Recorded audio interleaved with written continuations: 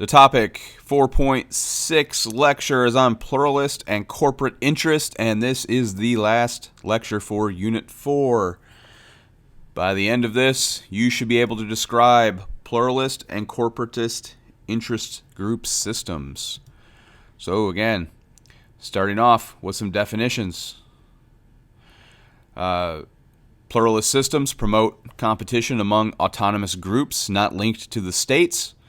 And corporatist systems are systems in which the government controls access to policymaking by relying on state-sanctioned groups or single-peak associations to represent labor, business, and agricultural sectors. Let's explore this a little bit more through the lens of democratic nations such as the United States.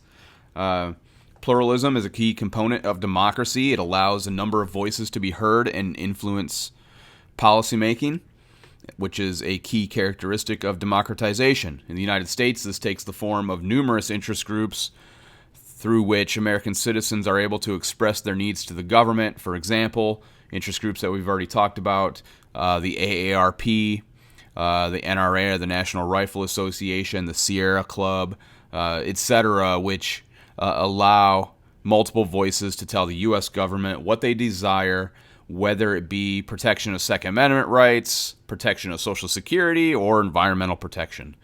Meanwhile, corporatism in a democracy is much different.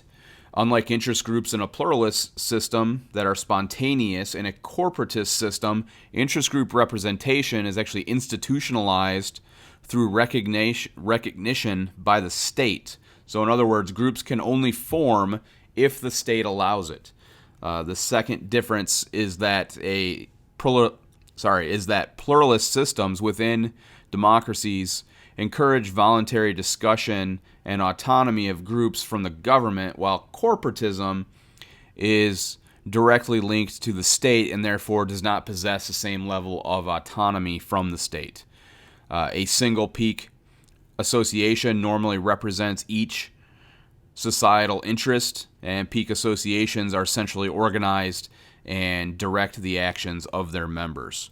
So if a democracy moves towards corporatism in regards to its interest groups, this is also an indication that it's moving towards authoritarianism or more direct control over policymaking and the people.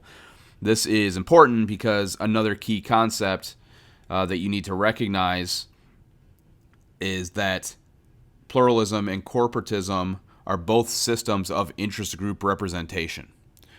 However, you need to know that the state retains more control over citizen input in the corporatist system than it does in the pluralist system because of the existence of interest groups can only come from state approval. If we look at some change over time, we can really look at Mexico as a good example here. Mexico was once much more authoritarian and has been moving towards democratization. As a result, we see Mexico moving from state corporatism to a more pluralist system.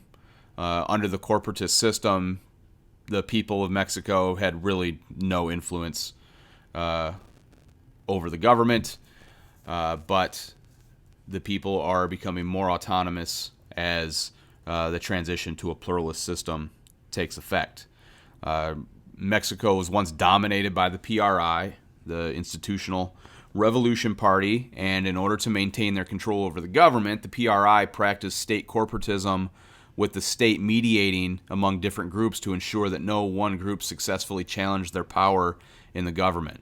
And remember that the PRI won all presidential elections between 1929 and 1999 because they had the process of presidents picking their predecessor, or their successor, rather. But the PRI lost the 2000 presidential election, so we see some change happening as a result. The PRI formally divided interest groups into three sections: labor, peasants, and the middle class, which each was dominated by PRI-controlled groups. However, as other political parties like the PAN or the National Action Party began to challenge and criticize the PRI and its power, PRI's control over interest groups began to fade. Pan won the presidency in 2000 and majorities in the legislature as a result. So in general, Mexico is now in this period of transition.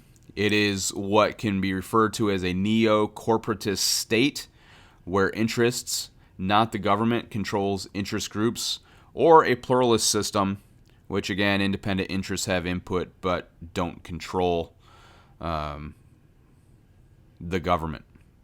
At this point, it's a little bit too early to tell because Mexico is very early into its transition to a more democratic system.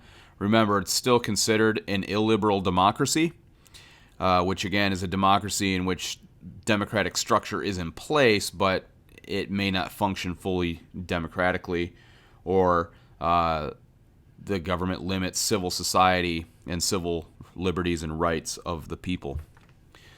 All right, that is a wrap for topic 4.6. Thanks for listening.